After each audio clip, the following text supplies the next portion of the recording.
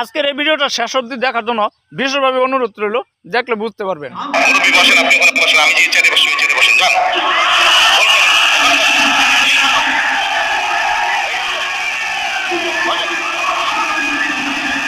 মুরব্বী আপনার নাম কি? আপনাদের এলাকার মানুষ, এই এলাকার মানুষ চিনেন ওনাকে?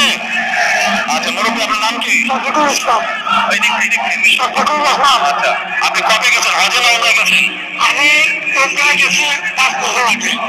5 বছর ওমরায় গেছেন। আচ্ছা তো ওমরাতে যখন গেছেন আপনি ওমরা কোথায় করেছেন? ওমরা মদিনায় করেছি। ওমরা তো মদিনায়, আর ওমরা তো মক্কায় করেছেন। মক্কায় করছি, মদিনায় যাই। মদিনায় তো হযরত করে জিয়ারত করছি। হ্যাঁ জিয়ারত করেছেন, নবী সাল্লাল্লাহু আলাইহি ওয়াসাল্লামের রওজা মুবারক জিয়ারত করেছেন। কিন্তু এই যে তাওয়াফ করেছেন, ওমরা করেছেন কোথায়? কাবায় না? কাবায়। আচ্ছা আপনারা সবাই শুনতে পাচ্ছেন আমার কথা? এবার মন দিয়ে কান দিয়ে শুনবেন। আমি ওনাকে একটা প্রশ্ন করবো, দেখি উনি কি বলে। আচ্ছা মুরব্বী বলেন তো আমাকে, এই যে কাবায় আপনি গেছেন, আল্লাহর ঘর না ওটা? ওটা আল্লাহর ঘর। আচ্ছা ওটার মালিক কে বলেন? আল্লাহ। কিসের মালিক? আল্লাহ। ওমরার মালিক আল্লাহ, কাবার মালিক আল্লাহ। কাবার মালিক আল্লাহ, আল্লাহ। দুনিয়ার মালিক আল্লাহ, আল্লাহ, আমাদের মালিক আল্লাহ। কিসের মালিক? আল্লাহ। আমাদের মালিক আল্লাহ, নিজেদের মালিক আল্লাহ। সব কিছুর মালিক আল্লাহ। ঠিক আছে কথা? কথা ঠিক আছে?